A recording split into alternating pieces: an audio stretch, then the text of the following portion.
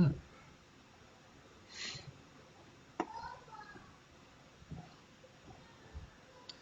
morning. Give this a moment for people as they join in. Hope your day or your morning is going well.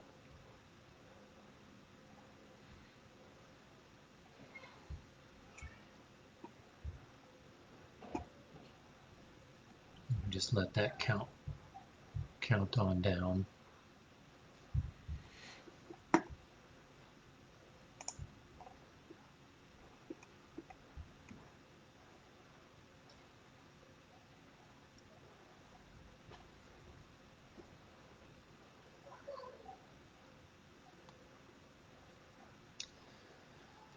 Okay.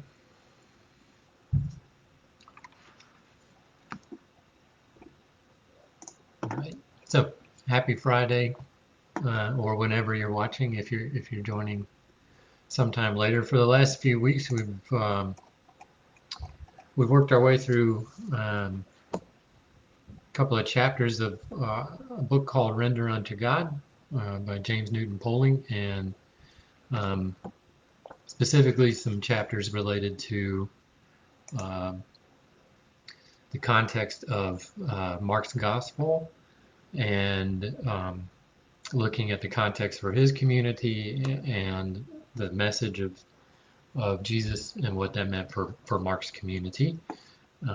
We touched on the really basic stuff about when it was written, around 70, year 70, really looking at it in terms of Mark's community facing different forms of oppression because they are the kind of peasantry, farming class of people living in a system, an economic system that was tied with the political system and the religious system.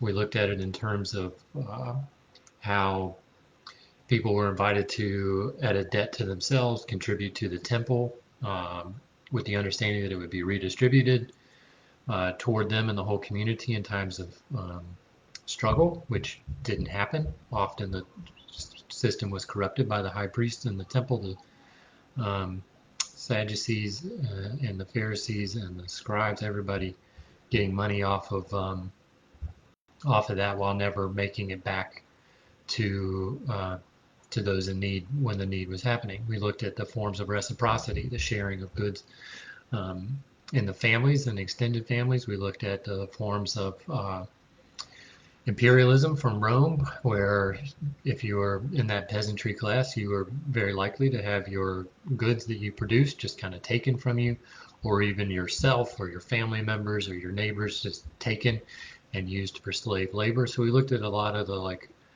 basics of the economic and political systems that were at play, and how that was impacted by the Jesus message. And it was impacted in the ways that people kind of chose to respond to that type of oppression or brokenness in the systems. We looked at the Sadducees and the priests who were in control and collaborating with Rome, who enjoyed advantages from the temple system, including becoming large landowners, as the peasantry class basically defaulted, though that's not the word that would be used, but they basically would default on their ability to pay or contribute, and then they would have their remaining possessions taken from them. We looked at it in terms of the Pharisees, who were kind of in favor of reforming it, decentralizing it from the temple, making it more widespread, but keeping the same system where you were still kind of obligated to, in terms of religion, in terms of fees, to have to contribute at a debt to yourself.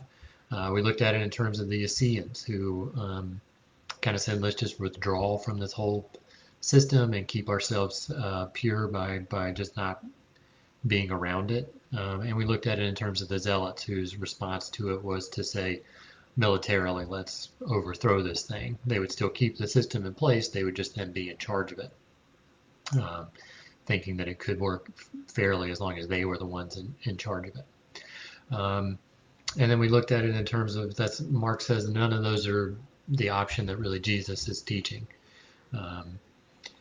Jesus says that these religious rules, these barriers, that perpetuate cycles of violence and oppression, especially for those in that peasantry farming group who, because of the nature of their work, were constantly impure. They were touching manure, touching blood, touching animal products, then being required to pay fees, even medical fees, as it were, to become pure again.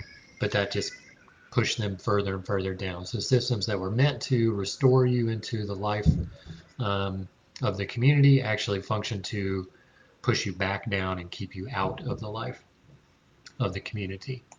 Um, Mark shows Jesus' responses to those through things like the healing miracles that, for instance, let's consider again the woman with the flow of blood for years and years, which kept her out of being able to participate religiously, communally, socially.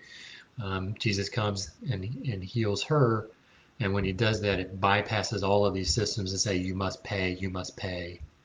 And Jesus heals and says, you know what, you're just free. Here, it's fixed, just go and be back part of the community again. And those are the types of healing miracles that continue to take place throughout the gospel. It's a bypassing of a system that would otherwise contribute to you continuing to be oppressed. And then we looked at this in terms of like how it's presented. And Mayer and Poling in the book talk about parallel sides. There's a Jewish side to the story of Mark. There's a Gentile side to the story of Mark. And they parallel each other. This is what we looked at last week. They parallel each other. A demonic healing on the Jewish side, a demonic healing on the Gentile side. Popular ministry on the Jewish side, popular ministry on the Gentile side. And it goes on like that. And one of the overriding themes for it happening in both places is that you're seeing the people being treated equally. Whether they were Jewish or Gentile, whether they were collaborating with Rome or resisting Rome. It didn't matter for Jesus. Each person was being treated equally. And so the vision that starts to come out is even for those who are collaborating currently, they are also being called into this new vision. Even for those who are suffering currently, they are being called into a new system where people are being treated equally. So this is one of the overall themes that Poling and Mayer are trying to draw out in terms of the Gospel of Mark. Now we got to a place last week where we kind of looked at the overriding narrative, and that is step one, calling and converting the disciples who would help organize the new community. Step two, empowering the poor. Jesus and Mark's own community, so empowering their own community to bring healing and releasing the poor from the bonds of those purity, those fee, those debt systems, which kept them trapped in the extreme cycles of poverty, and then confronting the religious and political leaders, challenging those purity rules, having debates about the true meaning of the law.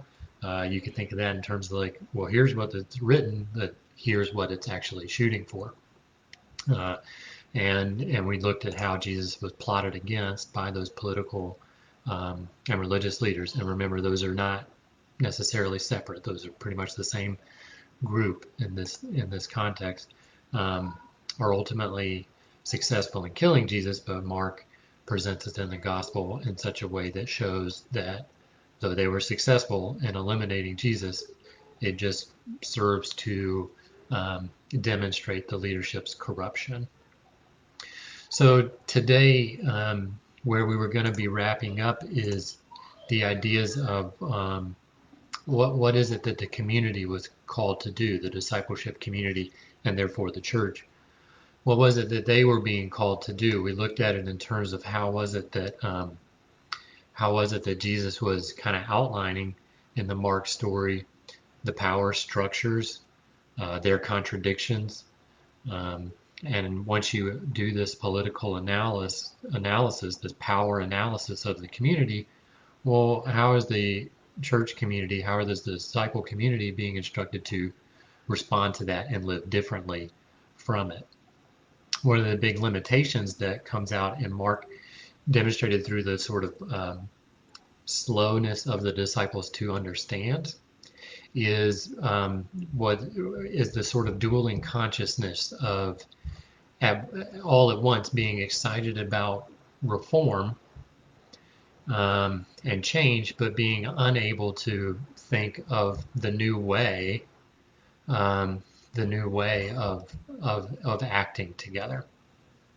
So Mayer and Poling, they point to the continued conversations and they use the term nonviolence of the heart, which is shared across many things across the years, but like nonviolence in the heart. So it has to start at a personal and ground level, because if you're not committed to it in your own space, then how can you're not going to be able to extend that in a public sphere.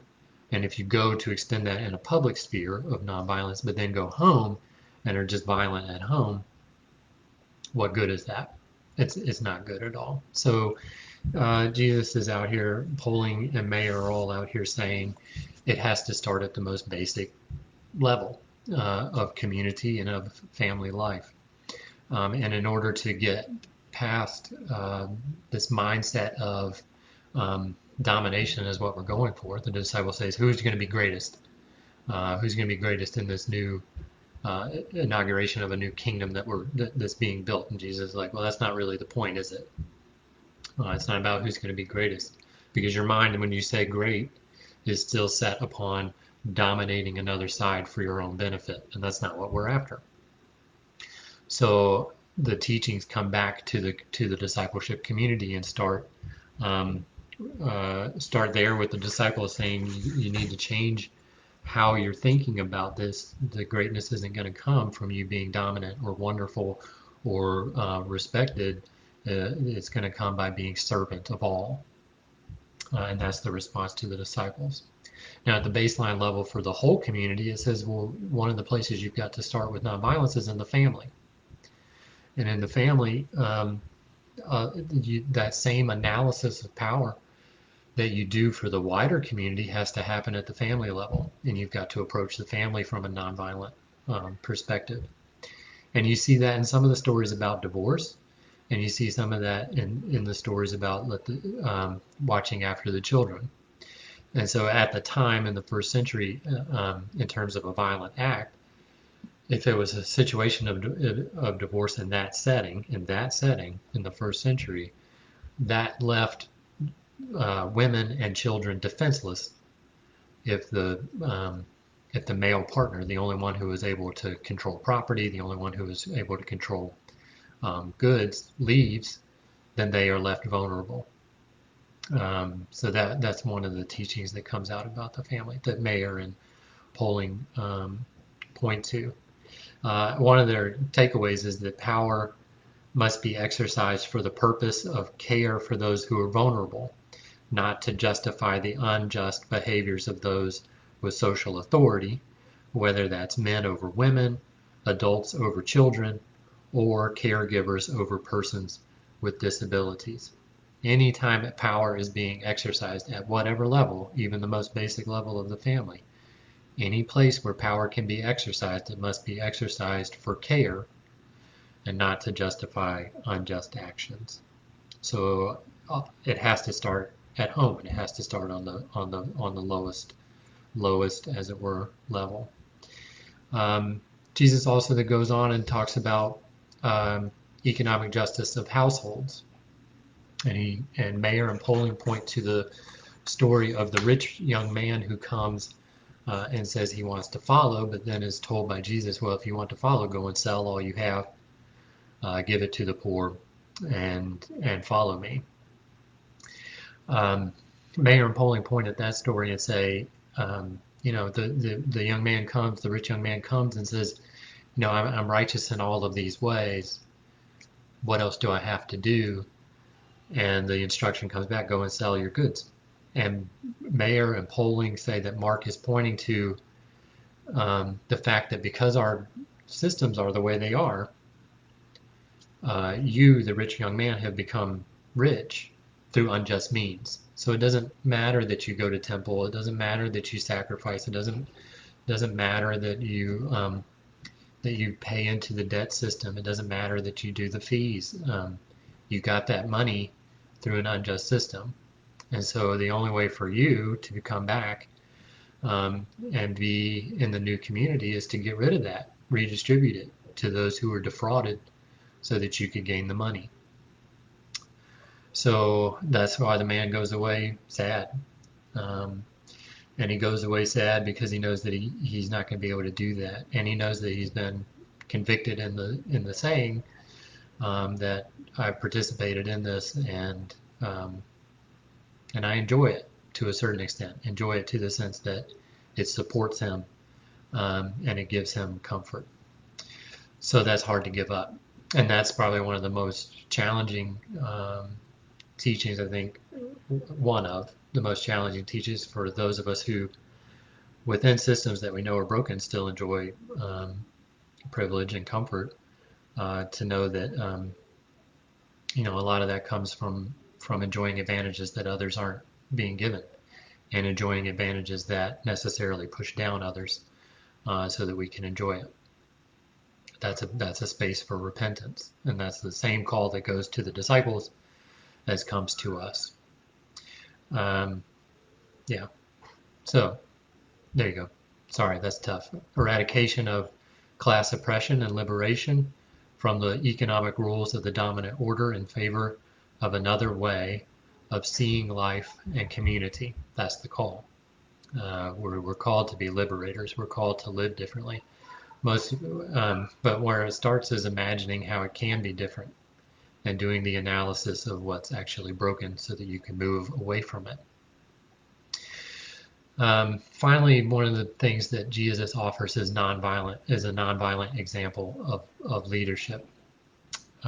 This pops up in Mark. It actually pops up in a couple of places, but one of the polling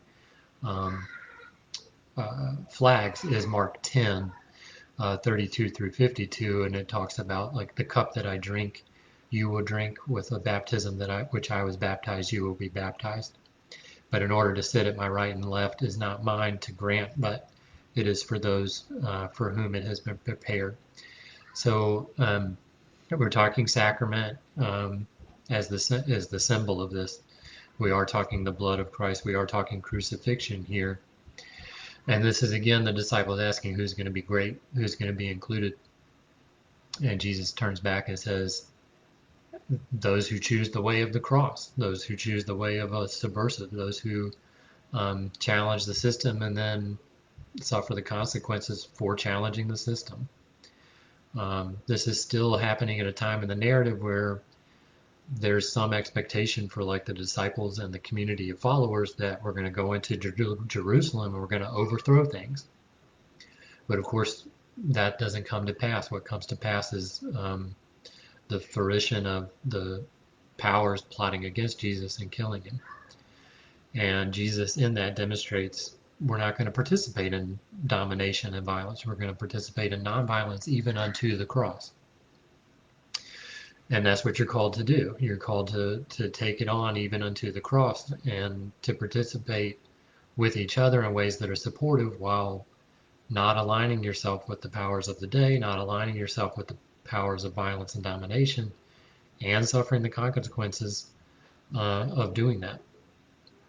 So this is where polling and Mayer point to Jesus saying, here's an example. Here's the example of nonviolent leadership that you need to assume as a community when you go to build it.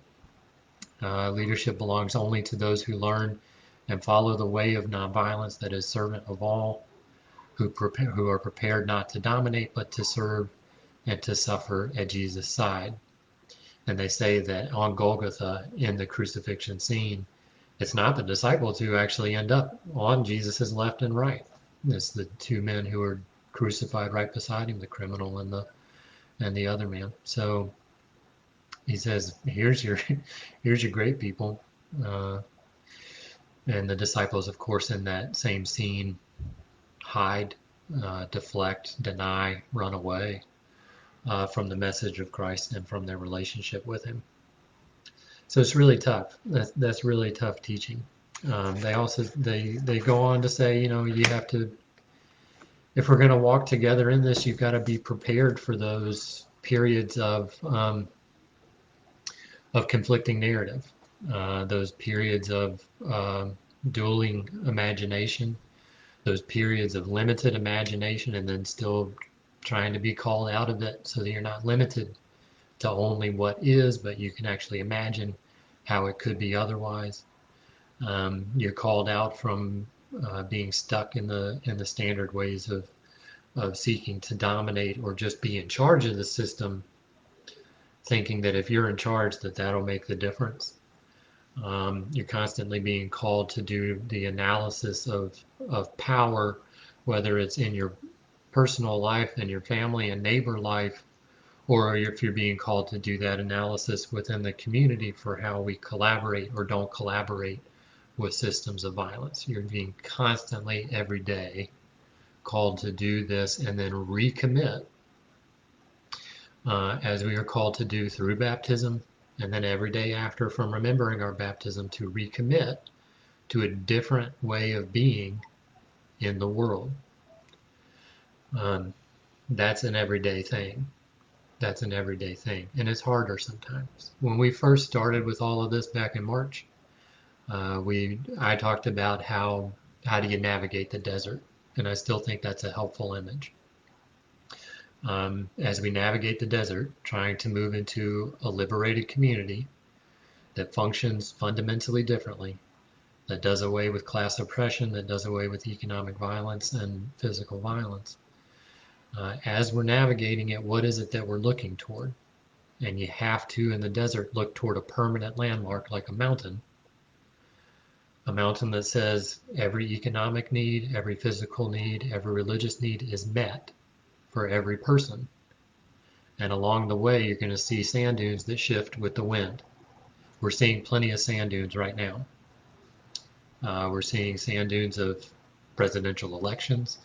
We're seeing sand dunes of violence by police. We're seeing sand dunes of peaceful protests. We're seeing sand dunes of not peaceful protests. We're seeing sand dunes of murders. We're seeing sand dunes of the top of the economy doing extremely well, while the bottom of the economy barely holds on and tries to fight eviction.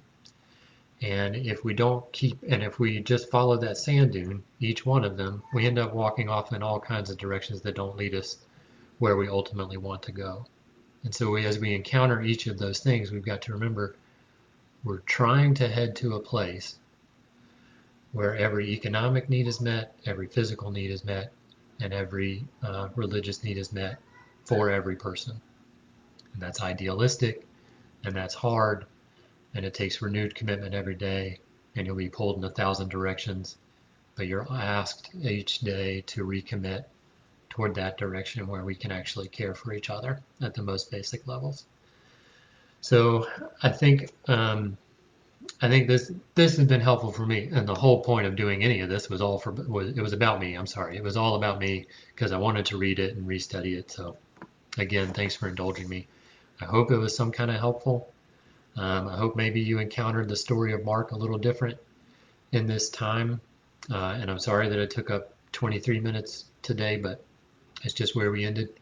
We'll probably end up having to do a deeper study with that at some time that's not this format. But I hope that as you go into this weekend, and DC has a police shooting that's being investigated right now. I think we're in for a weekend that's not unlike any other.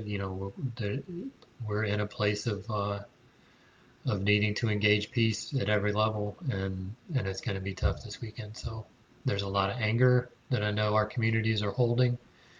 We've got to find the ways to hold that together, to do it in a way that leads to something that's better than what we've got today.